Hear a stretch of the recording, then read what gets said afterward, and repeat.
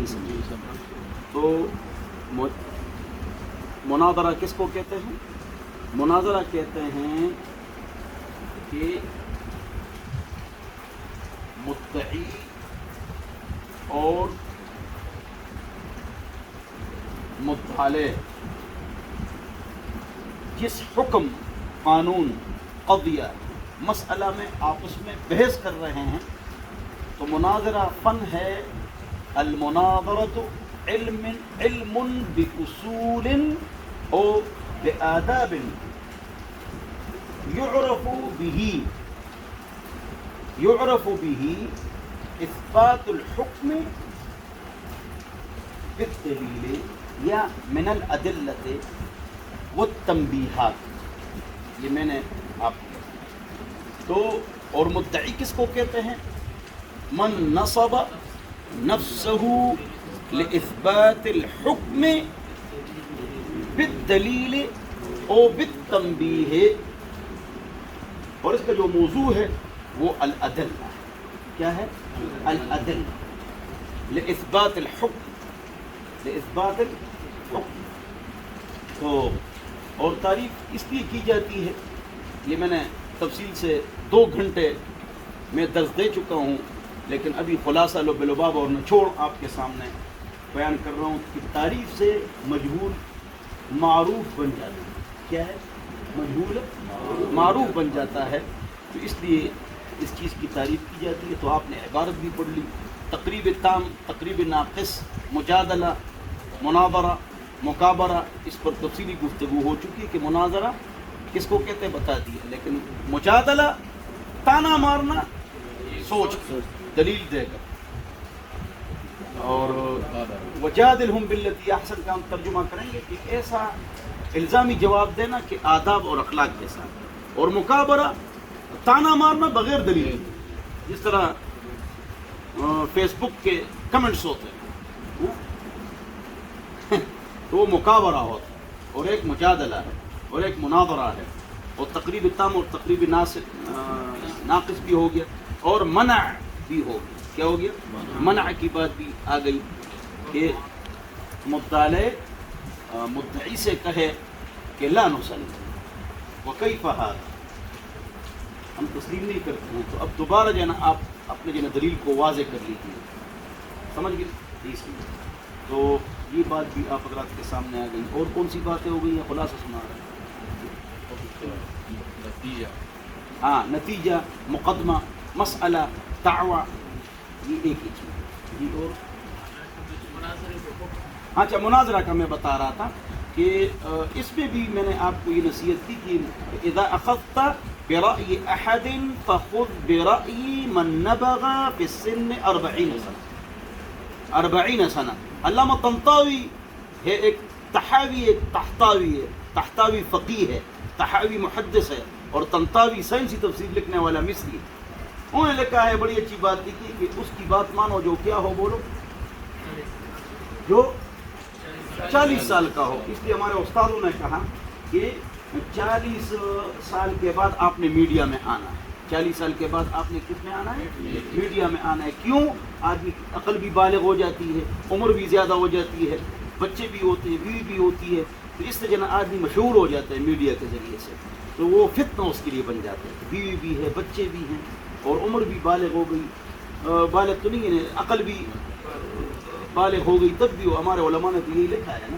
تو اور بزرگوں نے ہم کو یہی کہا ہے، ہمارے بڑے بڑے علماء نے بھی یہی مشورہ دیا ہے کہ 40 سال کے بعد میڈیا پر آؤ. جب میڈیا پر آؤ تب بھی مثبت بات، منفی بات کو بھی آپ مثبت رخ دے دیں. اگر کوئی غلط حرکتیں کر رہا ہو، گناہ کر رہا ہو، تو قرآن کی آیتیں اور حدیثیں لا کر اپنی باتیں کم کرو. وہ لا کر لوگوں کو پیار و محبت سے مثبت انداز سے سمجھو. امت میں جوڑ پیدا کرو. ہم رب کے ہیں، رب ہمارے، ہم سب کے ہیں، سب ہمارے. ہم رب کے ہیں، رب ہمارے، ہم سب کے ہیں، سب ہمارے. یہ مناظرے والی باتیں چل رہی ہے. تو حتی الامکان دیکھو، میں نے غیر مقلدین سے 4-5 مناظرے کیے، ان کے خلاف 5 کتابیں لکھی، اور سب سے ٹاپ کی کتاب نماز نبوی ہے. نماز نبوی چھپ رہی تھی، غیر مقلدین کی ٹاپ کی کتاب تھی. سلمان ٹاپ کی کتاب. تو 40 سال میں کسی نے جواب نہیں کہا. جواب آیا، اس لیے اسماء الرجال کا کام کرنا تھا اس پر. اس کا جواب میں نے لکھ لیا، کتاب چھپ گئی. 350 اہل حدیث کے یہاں پروگرام تھا القدس مسجد صدر راولپنڈی میں نے کہا بھائی میں نے یہ کتاب لکھ لی، اب آپ کے ذمہ اس کی اسٹڈی کریں۔ اہل حدیث میں کہتا ہوں مثبت بات کرو، 5 ان سے مناظرے کیے، کتابیں ان کے بارے میں لکھی ہیں، لیکن دلیل کی طاقت گالی اور گولی سے زیادہ ہے، اس وجہ سے اہل حدیث مجھے نماز کے لیے آگے کرتے ہیں، نمازوں میں مجھے آگے کرتے ہیں اور محبت کرتے ہیں، اور اگرچہ میرا موقف وہی ہے جو ہمارے اکابر کا ہے، لیکن دلیل کی طاقت گالی اور گولی سے زیادہ ہے، اور آداب، اخلاق، ایٹیکیٹس، اصول، ہم رب کے ہیں، رب ہمارے، ہم سب کے ہیں، سب۔ یہ پنجپیر ہے ہمارے بزرگ، یہ مولانا مفتی رضا الحق صاحب، مفتی رضا الحق صاحب بھی دعوت کر چکے ہیں، ادھر 2-3-4 مرتبہ جا چکا ہوں، وہاں میں بیان کرتا ہوں۔ ادھر مولانا طیب صاحب ہے، گھر میں اندر جو ان کا اپنا بیٹھک ہے، مجھے کھانا کھلایا ہے اور گپ شپ لگاتے ہیں، تو اپنا موقف بیان کرو، اس کو دلائل سے مزین کرو، گالی، غصہ، لڑائی جھگڑا یہ کام ہے، ٹھیک ہے نا؟ تو میرا موقف کیا وہ سب کو معلوم ہے، اس کے باوجود میرے پروگرام ہوتے ہیں تو اشاعت کے علماء اس دن تھے، تقریباً 14 علماء تھے، انہوں نے میرا بیان رکھا تھا، میرا بیان تھا، تو کیا ان کو پتہ نہیں ہے کہ کیوں محبت نجی مجلس میں اشاعت والوں کو گالیاں مت دو، اہل حدیثوں کو گالیاں مت دو، ان کے لیے دل میں محبت رکھ کے آپ کام کریں، انشاءاللہ اللہ خیر کے دروازے۔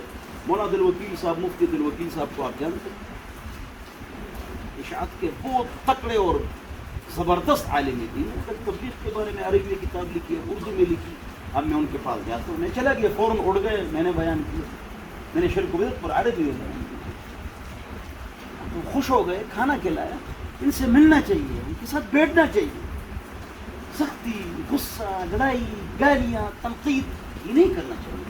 ہاں ہمارا جو موقف ہے وہ اپنی جگہ پر ہے، اس سے ہٹنے والے نہیں ہیں، لیکن اس کا مطلب نہیں کہ دوسروں کا موقف آپ نہ سنیں اور ان سے آپ نفرت کریں، ایسی بات نہیں۔ اللہ ہم سب کو محبت نصیب کرے۔ تو بہرحال میں کیا بات بتا رہا تھا، یہ ساری باتیں ہو گئی۔ پھر الخصومت مبدأ الشر، خصومت جو ہے وہ شر کی ابتدا ادھر سے ہوتی ہے، امام مالک فرماتے ہیں، کیا؟ اور امام مالک رحمۃ اللہ نے خود وہ فرماتے ہیں میں کیا ہوں، اور میں نے باہر جا کر بڑے مناظرے کیے، جہم ابن صفوان جہمیہ، ان کے ساتھ ان کے بڑے مناظرے ہیں، لیکن وہ خود فرماتے ہیں کہ الخصومت یبدئ المراء، یہ جو خصومت، فضول جو خصومت ہے نا، یہ آدمی میں ریاکاری اور دکھلاوا ڈال دیتا ہے، کمزور ہے، اللہ ہم کو معاف فرمائے۔ تو وہ فرماتے ہیں امام مالک۔ امام ابو حنیفہ رحمۃ اللہ نے مناظرے کیے، بڑے مناظرے کیے، اور وہ تو فرماتے ہیں کہ میں کئی مہینے بصرہ رہا اور میں نے مناظرے کیے، اور آپ حیران ہوں گے، عمر ابن عبدالعزیز نے مناظرے کیے، بن خفیف ان کے ساتھ ملے، ان کو دیکھا، مناظرے کیے، تو انہیں امام بخاری کو والا کام کیا عمر ابن عبدالعزیز نے۔ اگرچہ یہ بات مشہور نہیں ہے جو آپ کو بھی سنا رہا ہوں، امام بخاری کوفہ آئے نا تو لوگوں نے ان کو حدیثیں سنائی اور سند اور متن خلط ملط کر دیا، ہاں تو امام بخاری خاموش رہے، تو بعد میں ان کو کہا کہ آپ نے جو سب کے بارے میں انہوں نے حدیثیں سنائی، تو سب کے بارے میں کیا کہا؟ لا عالم، مجھے پتہ نہیں۔ تو لوگوں نے ہنسنا شروع کر دیا، اس کو تو کچھ پتہ نہیں ہے، یعنی جو حدیث آپ سنا رہے ہیں اس کا مجھے پتہ نہیں ہے۔ پھر جب سب فارغ ہو گئے تو لوگوں نے چمیگویاں شروع کر دی، پھر امام بخاری نے کہا سنو، آپ نے یہ 10 حدیثیں سنائی، آپ نے یہ، آپ سب کو حدیثیں سنائی، اتنے صحیح، اللہ،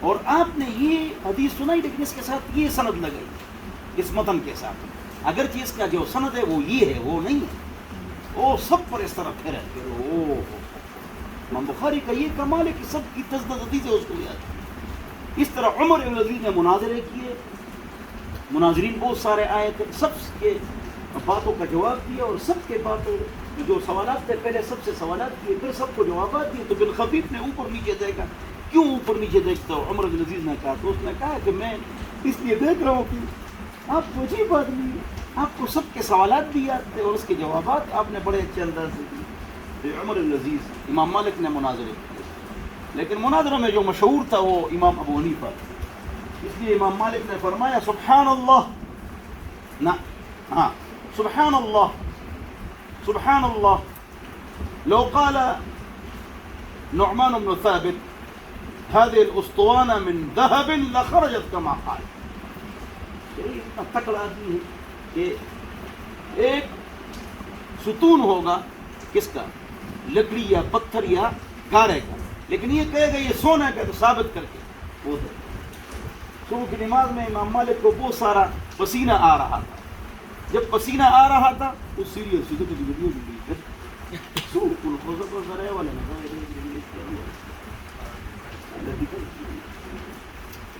تو اس کو جو ہے نا پسینہ آ رہا تھا امام مالک کو. لیکن شاگرد نے کہا کہ یار آپ اراک طارق، میں دیکھ رہا ہوں کہ آپ کو پسینہ آ رہا ہے، یہ کیا بات ہے بھائی، کیا وجہ ہے؟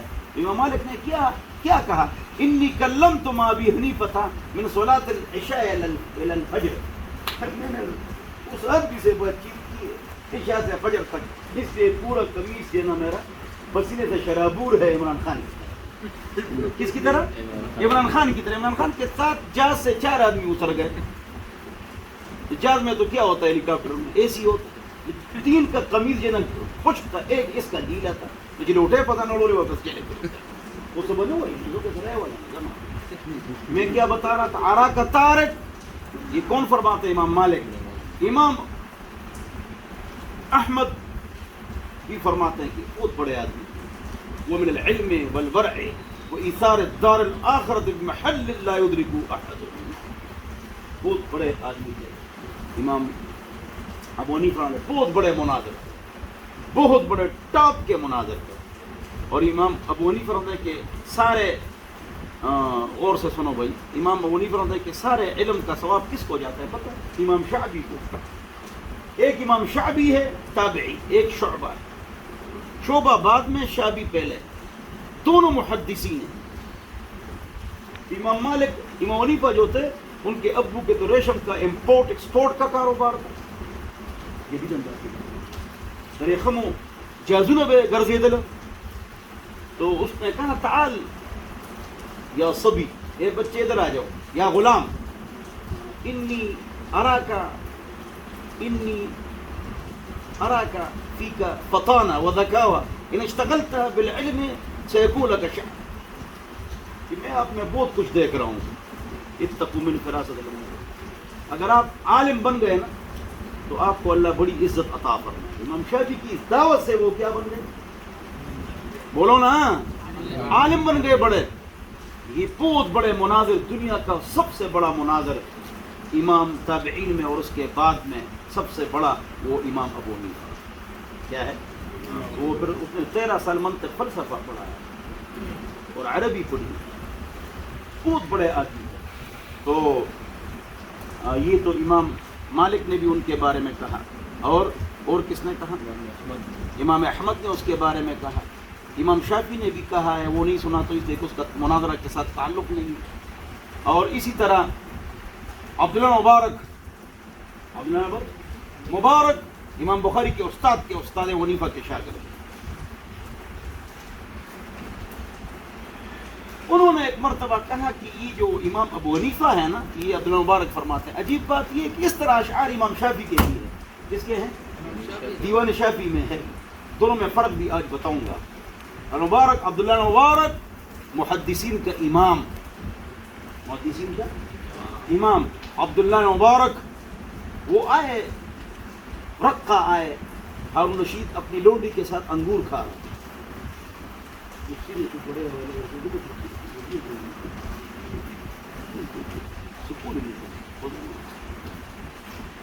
تو اچانک خچروں کی اور گھوڑوں کی اور اونٹوں کی آوازیں آئیں. تو ہارون رشید 50 پاکستانوں کی بڑی کی سلطنت تھی. اس نے کہا مجھ پر کسی نے حملہ کر دیا. تو لونڈی کو کہا کہ جا کے دیکھو معاملہ خراب ہے. یہ لونڈی گئی اور آئی اور انہیں ریمارکس دیے. ریمارکس کیا ریمارکس دیے؟ جاء عالم من علماء خراسان وجاء الناس لاستقبالی عبداللہ مبارک. 6 مہینے حدیث پڑھا کر، اور 6 مہینے میدان جہاد میں، اور 6 مہینے غلطی ہو گئی، 4 مہینے جہاد میں، 4 مہینے حدیث پڑھا رہے، 4 مہینے تجارت کر رہے ہیں، کسی کے سامنے ہاتھ نہ پھیلائیں. اور جہاد کے دوران مقام ترسوس میں مکہ سے ہزاروں کلومیٹر دور کافروں سے لڑ رہے ہیں، اور اپنے دوست کو خط لکھا، میدان جنگ سے مقام ترسوس سے خط لکھا ہے. خط لکھا ہم نے یونیفا کے بارے میں یہ کیا فرماتے ہیں، تو پہلے اس کا تعارف تو سن لو کہ خط لکھا، اور بہت اچھے اشعار اس نے اپنے دوست کو لکھے. وہ حرمین کا عابد تھا اور عبادت کرتا تھا، فضیل ابن عیاض، اور یہاں پر جو ہے نا چہرے میں اس کے نشان بن گئے تھے رونے. بہت بڑے آدمی تھے. یا عابد الحرمین لو ابصرت لعلمت انک بالعباد تلعب. اس کو یہ کہا من کان یتعب خیلہ فی باطل فخیولنا یوم الکریہۃ تطعب. من کان یخذب خدہ بدموعہ فنحورنا بدمائنا تتقطع. ریح العبیر لکم ونحن عبیرنا رہج السنابک والغبار الاطیر. فرماتے تم عطر لگاتے ہو کہ جب گھوڑے دوڑتے ہو اور ہماری ناکوں میں غبار جاتا ہے تو اللہ اکبر، اس کا جو مزہ ہے وہ ابھی عطر کا.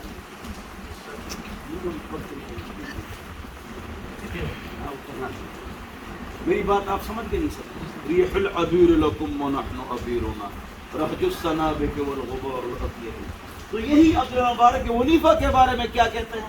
فرماتے ہیں لقد زان البلاد ومن علی امام المسلمین ابو حنیفہ فلا بالمشرقین له نظیر ولا بالمغربین ولا بکوفہ فلعنة ربنا اعداد رمل على من رد قول ابی حنیفہ باحکام وآثار وفقه كآيات الزبور على الصحيفة فرحمة ربنا ابدا عليه مدى الايام ما قرأت الصحيفة ويقايس من يقايسه بلب ومن ذا تجعلون له نظيرا وإذا ما المشكلات تدافعتها رجال العلم كان بها بصيرا ومن كأبي حنيفة في علاه إمام للخليقة والخليفة رأيت مشمرا سهر الليالي وصام نهاره لله.